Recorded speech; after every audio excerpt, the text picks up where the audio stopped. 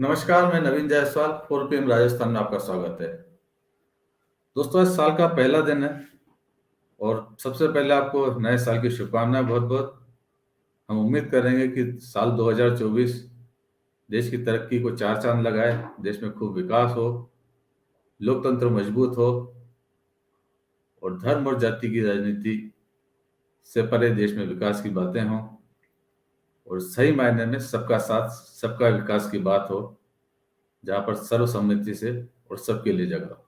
बीता हुआ साल राजस्थान की राजनीति में बहुत कुछ परिवर्तन करके गया है। सत्ता परिवर्तन सिर्फ पार्टी का नहीं हुआ है, कांग्रेस से भाजपा का नहीं हुआ है, कई नेताओं के लिए भी हुआ है और राजस्थान के अंदर भाजपा के अंदर भी सत्ता परिवर्तन हुआ है। और अब सत्ता परिवर्तन के बाद वसुंधरा राज्य का दौर, मुख्यमंत्री वो नहीं बनी है।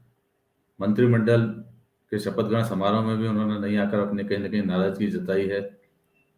लेकिन वसुंधरा राज्य के अलावा कुछ चेहरे और भी हैं जो नए पावर सेंटर बनते हुए नजर आ रहे हैं। ये दो चेहरे, जिस दिन मंत्रिमंडल का विस्तार हुआ, शपथ ग्रहण समारोह था, उस दिन की तस्वीर है।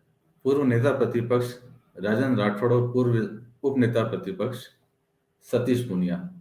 सतीश पूनिया पार्टी के प्रदेश अध्यक्ष भी रह चुके हैं और दोनों की ये तस्वीर इस समय काफी वायरल हो रही है और दोनों एक नया पावर सेंटर बनते हुए नजर आ रहे हैं राजस्थान की राजनीति में। जब मंत्रियों ने शपथ ली, उसके बाद मंत्री कई बड़े नेताओं के घर गए और सबसे ज्यादा जो नेता पहुंचे वो इन दोनों नेताओं के घर पर मंत्री पहुंचे, विधायक पहुंचे हैं। पहले आपको कुछ तस्वीरें दिखाते हैं किस तरह से मंत्रियों की कतार इन दोनों नेताओं के घरों पर लगी थी। सतीश पूनिया के घर पर कई मंत्री पहुंचे, उसमें राज्य मंत्री स्वतंत्र प्रभार गौतम दखे जो उनके निवास पर पहुंचे, उन्होंने शुभकामनाएं दी। सुमित गोधारा, अविनाश गहलोत भी सतीश पूनिया के निवास पर पहुंचे। कैबिनेट मंत्री बदन दिलावर भी सतीश पूनिया के निवास पर पहुंचे और उन्होंने शुभकामनाएं दी। साथ में उनके साथ विधायक भी थे, चरगढ़ के विधायक बाबू सिंह राठौड़, भद्रा के विधायक भी शामिल थे। इसी तरह कैबिनेट मंत्री गजेंद्र सिंह खिमसर भी सतीश पूनिया के निवास पर जाकर उनसे मुलाकात की। दूसरी तरफ राजेंद्र राठौड़ के घर पर भी कई मंत्री पहुंचे, जिसके अंदर अविनाश गहलोत, जोराराम कुमावत, कन्हैयालाल चौधरी, ये मंत्री शामिल हैं। अब भी लगातार मंत्रियों का, विधायकों का इनके पास पहुंचने का सिलसिला जारी है। दिलचस्प बात यह है कि दोनों नेता इस बार विधानसभा चुनाव हार गए। दोनों कहीं ना कहीं मुख्यमंत्री पद की दौड़ में समझे जा रहे थे। वरिष्ठ हैं, पार्टी की कमान लगातार संभाली है, लेकिन किस्मत ने साथ नहीं दिया। विधानसभा चुनाव में सतीश पूनिया आमेर से इस बार चुनाव हार गए और राजेंद्र राठौड़ इस पर सीट बदलने के बावजूद तारानगर से चुनाव हार गए। प्रधानमंत्री नरेंद्र मोदी ने भी उनके लिए प्रचार किया था, लेकिन वो भी उनके काम नहीं आया और पार्टी जरूर सत्ता में आ गई, लेकिन दोनों नेता विधानसभा तक नहीं पहुंच सके। यदि पहुंचे होते तो शायद मुख्यमंत्री पद के दो दावेदार और भी होते। खैर, वो आलाकमान को तय करना था कि किसे मुख्यमंत्री बनाना था। और भी तमाम वरिष्ठ चेहरे थे, उन्हें दरकिनार करके ही भजनलाल लाल शर्मा को, जो पहली बार विधानसभा में पहुंचे, उन्हें मुख्यमंत्री बनाया गया। लेकिन फिर भी इन दोनों नेताओं की भूमिका प्रदेश की राजनीति में पहले भी अहम थी और अब जो दौर दिख रहा है, जिस तरह से मंत्री और विधायक उनके पास पहुंच रहे हैं, उससे समझ में आ रहा है कि इनकी भूमिका अब राजस्थान के अंदर कम नहीं होगी, बल्कि बढ़ेगी भी सही। क्योंकि दोनों ही नेता आलाकमान के विश्वास पात्र रहे हैं। राजेंद्र राठौड़ अमित शाह के काफी नजदीकी हैं और माना जा रहा है कि उनकी अब कोई नई भूमिका हो सकती है। पहले जब मंत्रिमंडल का विस्तार हो रहा था, तब भी ये चर्चा चली थी कि शायद उन्हें शपथ दिला दी जाए। हालांकि उन्हें शपथ नहीं दिलाई गई, लेकिन अब दूसरी संभावना ये जताई जा रही कि हो सकता है कि उन्हें लोकसभा के लिए तैयार किया जाए और लोकसभा के अंदर उनको एक बार फिर किस्मत आजमाने का मौका मिल सकता है। राजेंद्र राठौड़ जो चूरू से भाजपा सांसद राहुल कसवा के खिलाफ मोर्चा खोल चुके हैं, पहले समझा जा रहा था कि शायद वो चूरू से लड़े, लेकिन चूरू के राजनीतिक समीकरण उनके साथ नहीं दिखते हैं।